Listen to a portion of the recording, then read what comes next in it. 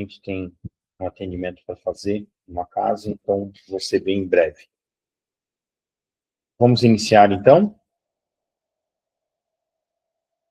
Tudo certo aí, Flávio? Ok. Vamos orar. Senhor, nós viemos colocar todas as coisas na tua direção e pedir, Senhor, que a tua presença seja conosco nesta hora, neste momento, onde a tua palavra será lida, Pai. Nos revela, Deus, o poder da tua palavra, nos revela o centro da tua vontade e nos ajuda, Pai, a andar segundo os teus preceitos e o propósito que o Senhor tem. A clareza do poder do teu nome sobre as nossas vidas é o que nós te pedimos nesta noite, Senhor. Nos concede, meu Deus, a tua presença para que nós possamos estar puros, santos, limpos diante da tua presença. Nos reveste com o poder da tua palavra, que é ela, Senhor, que nos dá sustento e o alimento para que nós possamos suportar todos os dias, através da tua presença e da tua palavra, em nome de Jesus. Amém. Boa noite, Neia, Sara, Ângela, Suelen, Flávio, tudo bem com vocês? Vamos lá. Vamos dar início, então, tá? Vamos ler um pouquinho sobre o livro de Atos dos Apóstolos, né? No capítulo 7. Vamos ser breve, porque só o capítulo 5 em si é muito grande. A defesa de Estevão. Então lhe perguntaram o sumo sacerdote: porventura isto é assim? Estevão respondeu: vários irmãos e pais ouvi. O Deus da glória apareceu a Abrão, nosso pai, quando estava na Mesopotâmia, antes de habitar em Harã. Ele disse: sai da tua terra e da tua parentela e vem para a terra que eu te mostrarei. Então saiu da terra dos caldeus e foi habitar em Harã. E dali, com a morte do seu pai, Deus o trouxe para a terra em que vós habiteis agora. Nela não lhe deu herança, nem sequer o espaço de um pé, mas prometeu dar-lhe a posse dela. Depois dele, a sua descendência, não tendo ele ainda filho. E falou Deus que a sua descendência seria peregrina em terra estrangeira, onde seriam escravizados e maltratados por 400 anos. E lhe disse, Deus, julgarei a nação da qual foram escravos, e depois disso sairão daí e me servirão neste lugar. Então lhe deu a aliança da circuncisão. Assim nasceu Isaque. Abrão o circuncidou ao 8º dia. E de Isaque procedeu Jacó. E de Jacó, no caso, os 12 patriarcas. Os patriarcas, invejosos de José, venderam-no para o Egito, mas Deus estava com ele. Ele livrou de todas as suas aflições, concedendo-lhe também graça e sabedoria perante Faraó, rei do Egito, que contribuiu como governador daquela nação e de toda a casa real.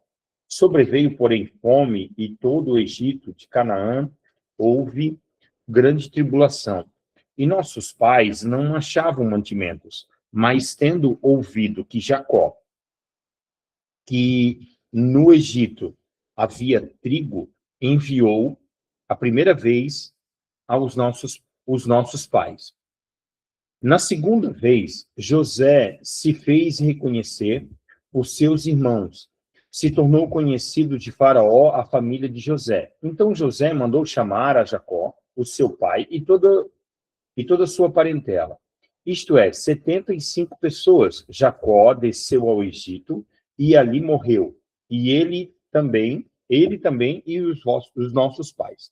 E foram transportados para Siquém, e postos no sepulcro que Abrão ali comprara, a dinheiro aos filhos de Armon. Como, porém, se aproximasse o tempo da promessa que Deus jurou a Abrão, o povo cresceu e multiplicou no Egito. até que se levantou ali um outro rei que não conhecia José. Este outro rei tratou com astúcia a nossa raça e torturou os nossos pais, e pondo a forçá-los a enjeitar os seus filhos para que não sobrevivessem. Por esse tempo nasceu Moisés, que ele, formoso aos olhos de Deus, por 3 meses foi ele mantido na casa de seu pai. Quando foi exposto, a filha de Faraó o recolheu e o criou como o seu próprio filho. E Moisés foi educado em toda a ciência dos egípcios e era poderoso nas palavras e obras. Quando completou 40 anos, veio a ideia de visitar os seus irmãos, os filhos de Israel. Vendo um homem tratando injustamente, tornou-lhe a defesa e os vingou o oprimido, matando o egípcio. Ora, Moisés cuidava que os seus irmãos esconderiam que Deus os queria salvar por intermédio deles. Eles, porém, não compreenderam isso. No dia seguinte, aproximou-se de uns que brigavam e procuravam reconduzir. No dia seguinte, aproximou-se de uns que brigavam e ele procurou conduzi-los à paz, dizendo: homens, vós sois irmãos, por que vos ofendeis uns aos outros? Mas o que agredia o próximo o repeliu, dizendo: quem te constituiu autoridade e juiz sobre nós? Acaso queres matar-nos como fizestes ontem ao egípcio? E essas palavras Moisés fugiu e tornou-se peregrino na terra de Midian, onde lhe nasceram 2 filhos. Decorridos de 40 anos, apareceu-lhe no deserto, ao monte Sinai, um anjo por entre as chamas de uma sarça que ardia. Moisés, porém, diante daquela visão, ficou maravilhado e aproximou-se para observar, e ouviu a voz do Senhor: eu sou o Deus dos teus pais, o Deus de Abraão, de Isaque e de Jacó. Moisés, tremendo de medo, não ousava contemplá-lo. Disse o Senhor: tira as sandálias dos teus pés, porque o lugar que estás é terra santa. Vi com efeito o sofrimento do meu povo no Egito. Ouvi o seu gemido e desci para libertá-lo. Vem agora e eu te farei ao Egito. Eu te enviarei ao Egito. Aí, a este, Moisés, a quem negaram, reconheceu, dizendo: quem te constituiu autoridade e juiz? A este enviou Deus como chefe e libertador, com a assistência do anjo que lhe apareceu na sarça. Este o tirou fazendo prodígios e sinais na terra do Egito, assim como no Mar Vermelho e no deserto daqueles 40 anos. Foi Moisés quem disse aos filhos de Israel: Deus vos suscitará dentre os vossos irmãos uma profecia semelhante a mim. E este Moisés, quem esteve na congregação do deserto, com um anjo que falava no monte Sinai, e com os nossos pais, o qual recebeu palavras vivas para nos transmitir. A quem nossos pais, pois não quiseram obedecer antes, e repeliram, e no seu coração voltaram para o Egito, dizendo a Arão: faz-lhe deuses que vão diante de nós, porque quanto a este Moisés, que nos tirou da terra do Egito, não sabemos o que aconteceu. Naqueles dias fizeram um bezerro de ouro e ofereceram sacrifícios a ídolo, alegrando-se com as obras das suas mãos. Mas Deus se afastou e os entregou ao culto da milícia celestial, como está escrito no livro dos profetas. Ó casa de Israel, porventura me oferecestes vítimas e sacrifícios no deserto pelo espaço de 40 anos, e acaso não levantastes o tabernáculo de Moleque e a estrela de Deus, Refã, figuras que fizestes para as adorar. Por isso vos desterrarei para além da Babilônia.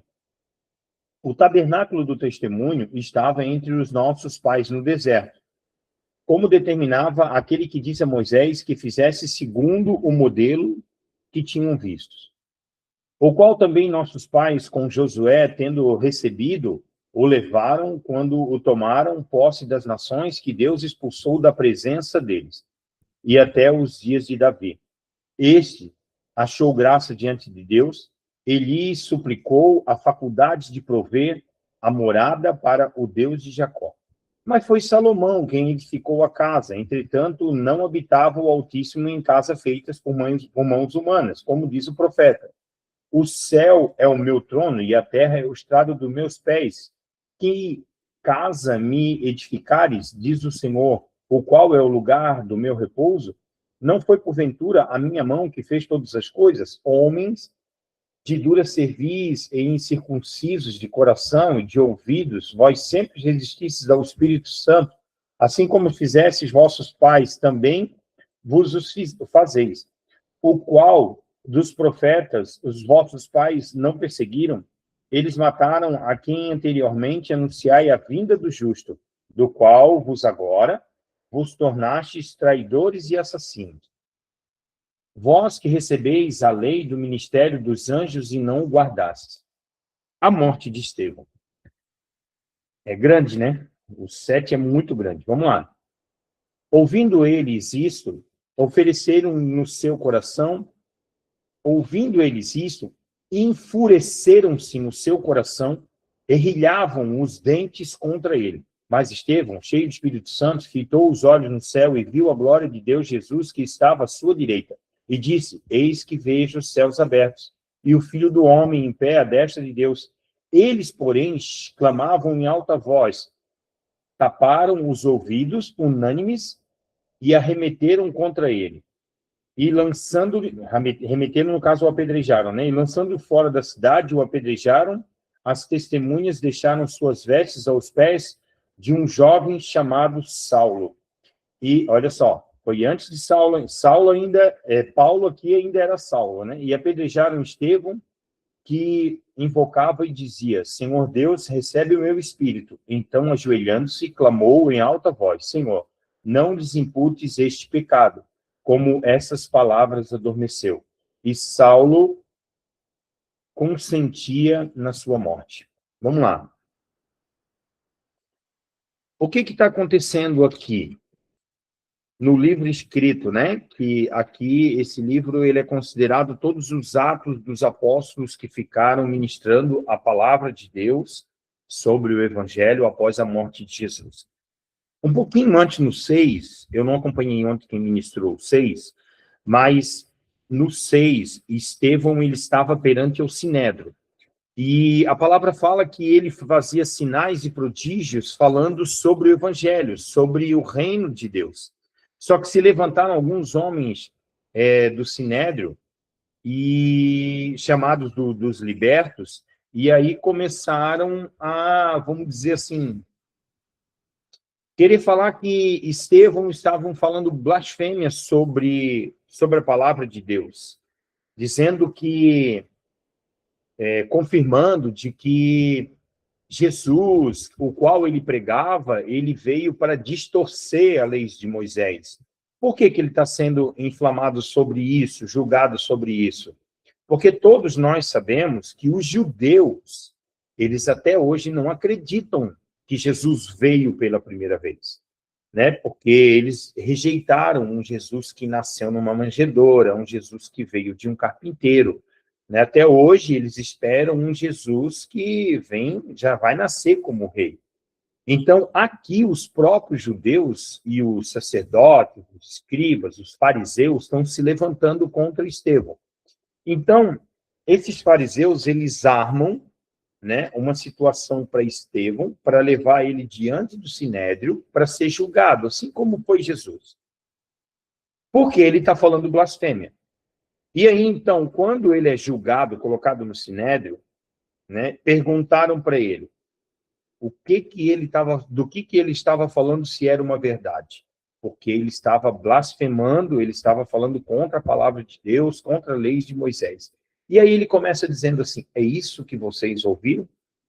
E quando ele fala, é isto que vocês ouviram, aí ele começa a falar sobre o Pentateuco.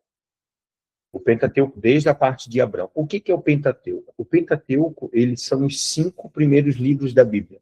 Gênesis, Êxodo, Levítico, Números e Deuteronômio. Ele começa contando sobre a história do Pentateuco, sobre o que acontecera desde a época de Abrão, que Deus deu uma ordem a Abrão para que saísse da sua terra e fosse para uma terra onde, né, Deus queria usar a vida de Abrão, mas lá no início, o profeta, né, a profecia, na verdade, através de Deus, já vinha dizendo assim, ó, você vai para uma terra, lá eu vou levantar o meu povo, eu te farei pai de uma grande nação. Abrão era novo ainda, ele nem tinha passado por qualquer situação de que ele e Sara seriam estéreis. Então, ele acreditava, né, que seria... Então, Deus falou para ele, você vai ser um pai de uma grande nação, você vai herdar o povo, esse povo, depois de um tempo, ele vai ser escravizado. Olha só, a profecia já estava sendo dita antes de tudo acontecer. Esse povo vai ser escravizado, depois ele vai rodar por 40 anos, até chegar a essa terra novamente, e quando Estevão, ele está ministrando sobre o Pentateuco, ele sempre fala assim, Estevão, os nossos pais, os nossos irmãos, porque Estevão era um judeu. E aí ele estava dizendo, né, que Deus falou dos nossos pais, dos nossos irmãos, sobre toda a profecia bíblica. E aí ele começa a relatar tudo o que o Pentateuco fala, né? Inclusive, ele abrange bastante, boa parte do capítulo 7, que é muito grande, que a gente leu agora, boa parte ele frisa sobre a história de Moisés. Sobre desde o início, quando Moisés foi... Desde a hora que Moisés nasceu, até a hora que Moisés virou o libertador do povo, até Josué assumir. Aí, depois, né, fala que o povo ficou lá naquela terra, no Egito, aí aconteceu tudo o que aconteceu com relação a que José morreu, o faraó, o líder que se levantou depois do que empossou José como governador, ele morreu, e aí ele não conhecia José, eles começaram a escravizar o povo, aí começa a falar sobre Moisés. Então, aí, Moisés é levantado como líder desde o nascimento ali, toda a história, e aí ele chega depois na história de Davi, né, que Davi foi reconhecido como um grande homem de Deus, e aí ele fala sobre Salomão, que após Davi, entra Salomão, seu filho, que aí Salomão quer edificar um templo, mas Deus fala que não habita por templo, por mãos feitas de homens, enfim. O que acontece em toda essa história? Estevão estava tentando, e o Estevão já sabia que ia acontecer isso com ele. Estevão já sabia o caminho, né? Quando ele resolveu pregar sobre o evangelho, sobre Cristo, ele sabia onde ele estava se enfiando. Então, quando ele é levado para o Sinédrio, ele sabia que ele só tinha uma oportunidade de falar toda a verdade da palavra de Deus, ou ele negar. Se ele negasse, ele seria certamente açoitado, talvez a sorte de ser solto. Mas aí ele ficaria envergonhado e não voltaria a pregar a palavra de Deus. Mas como Estevão tinha só uma oportunidade, ele resolveu falar a verdade perante todo o sinédrio e aquele povo que estava julgando. Querendo ou não, aquele povo ouviu a verdade. E aí, como eles eram muito santos, eles eram os fariseus, que cumpriam as leis, mas eram hipócritas, eles se revoltaram, eles ficaram irados com tudo que Estevão falou, que era verdade, mas eles rejeitavam por quê? Eles não acreditavam de que Jesus já havia vindo. Então, o que acontece? Com toda a revelação de Estevão, o povo começa a insultar ele, julgar ele, dizendo que ele é um homem blasfêmio, e aí ele é levado para fora do sinédrio, aonde ele é apedrejado. E olha que passagem linda. Quando ele estava sendo apedrejado, a palavra de Deus que nós acabamos de ler fala que Estevão ergueu seus olhos, orou para o céu, olhou para o céu e viu Jesus sentado à direita de Deus. Olha só que visão linda que Estevão teve nesse momento. E Estevão era um jovem. Estevão era muito jovem. E ainda, ele, mesmo ele sendo apedrejado, com a visão que ele tem, ele fala, Senhor, não impute, né? Não julgue eles por esse pecado, por estar apedrejando ele. E aí encerra, nesse momento, o capítulo 7. Então, o capítulo 7, para quem não conhece toda a história do Pentateuco, o capítulo 7 ele é bem resumido. Quem ainda não leu toda a história do Pentateuco tem um pouquinho de dificuldade porque que algumas coisas pulam aqui, porque ele não é minucioso, né? Ele passa, vamos dizer assim, ele passa por cima alguns detalhes do que acontece desde Abraão até a morte de José no Egito, que aí cumpre o Pentateuco, e depois ele dá uma pincelada sobre Davi e sobre Salomão, que é pai e filho. Né? Então, aqui ele resume bem com relação ao Pentateuco, falando de todas as histórias, de todas as promessas. Mas o capítulo 5, na verdade, o que ele nos, né, o que nos chama a atenção, além de todo o resumo do Pentateuco, ele nos chama a atenção de que Estevão lembra aqui de todas as profecias. O que é uma profecia? Profecia é uma visão falada, é algo verbalizado de uma coisa que vai acontecer. E o Antigo Testamento, ele é um espelho que reflete o Novo Testamento, de tudo que acontece, principalmente com relação sobre a vida de Jesus, né? E o Novo Testamento, ele reflete sobre o Apocalipse, que é a volta de Jesus. Então, o que é maravilhoso a gente vê aqui das profecias de Deus, dos cuidados de Deus, de que Deus sempre ele foi relatando, de que sempre ele ia antecipando do que ia acontecer, né? Porque para Abrão, quando ele aparece, para Abrão lá no início, ele fala: "Olha, Abrão, né, você vai ser um pai de uma grande nação". E aí vocês sabem da história, Abrão foi pai realmente com um grande amor da vida dele, que era Sarai, que se tornou Sara, de uma idade avançada já. E dali nasceu uma grande nação, né? Porque aí nasce Isaac, revelado o amor dele a Rebeca, da união dos dois nasce Esaú e Jacó, né? Jacó rouba a primogenitura do irmão, do Esaú, e aí Jacó gera 12 filhos, que são as 12 tribos de Israel,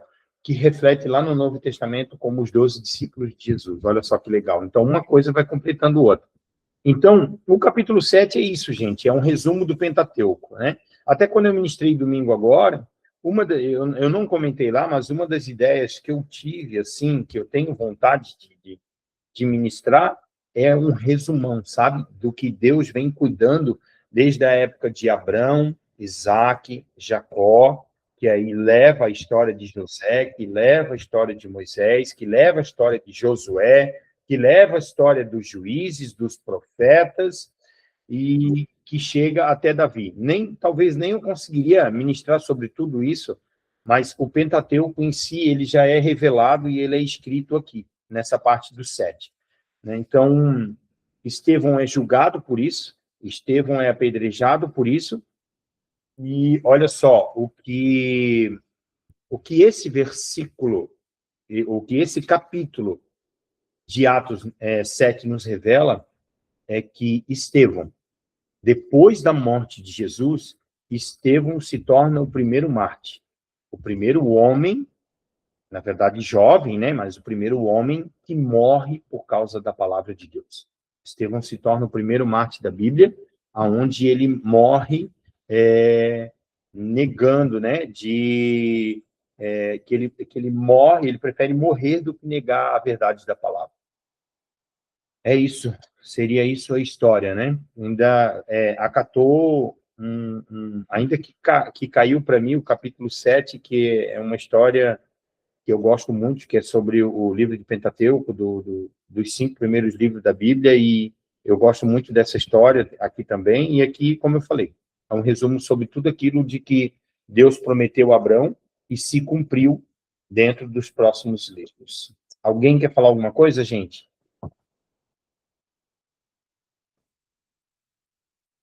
Faltam 4 minutinhos para nós terminar. Vamos lá.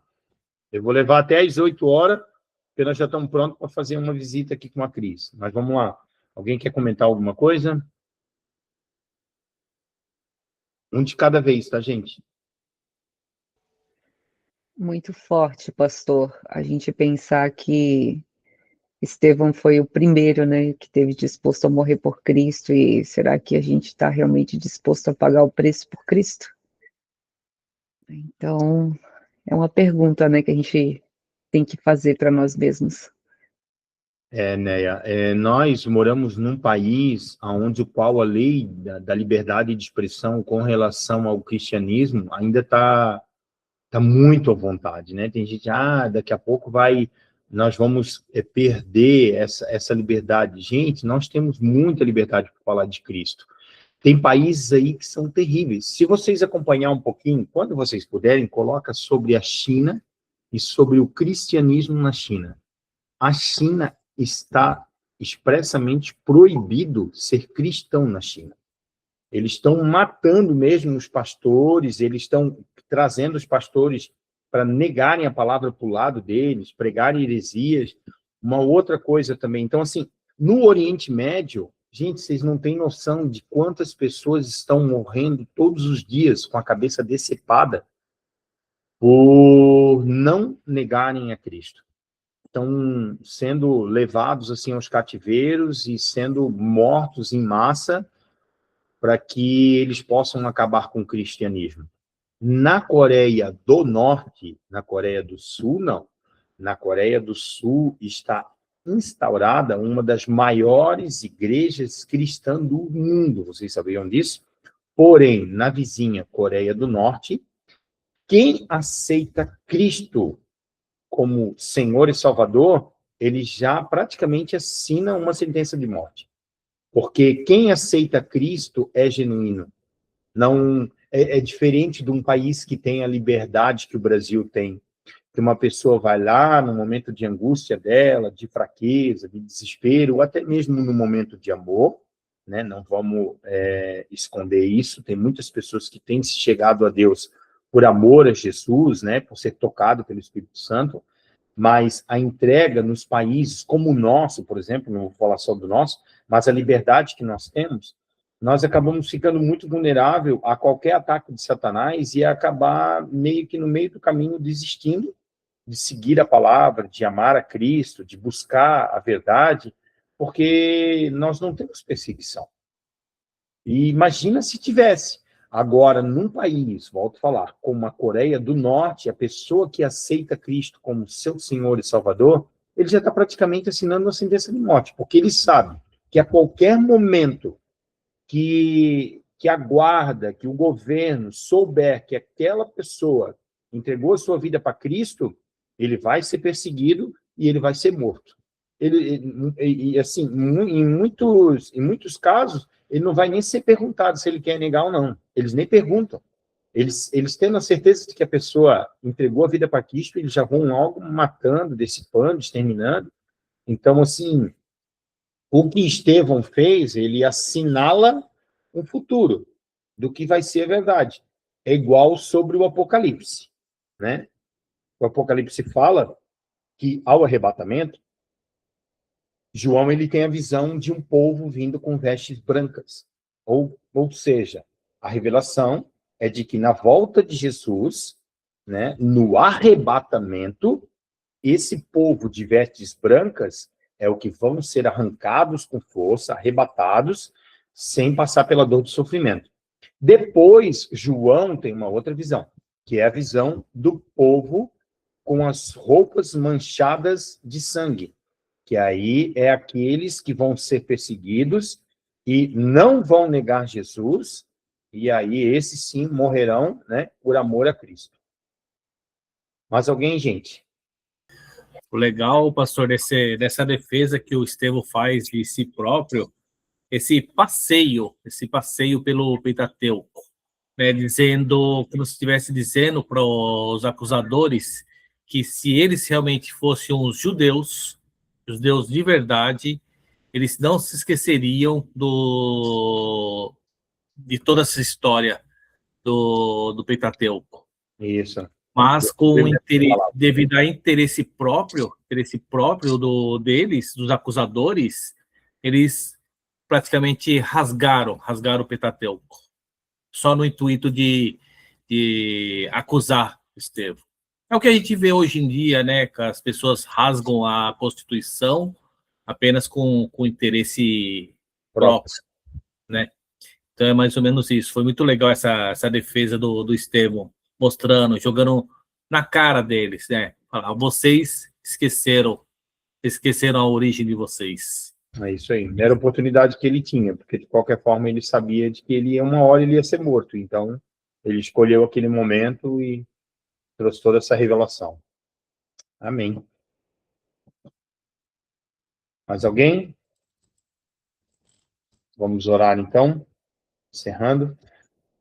Senhor, nós entregamos a Ti esta palavra, este momento de reflexão do Teu Evangelho, nos faz entender todo o Teu propósito, nos faz entender, Senhor, este amor incondicional, que o Senhor nos amou primeiro, nos escolheu, nós possamos continuar sendo separados, Pai. Fortalece a nossa vida na Tua palavra, nos dê, Senhor, ela como direção para as nossas vidas, para que nós possamos estar no centro da Tua vontade.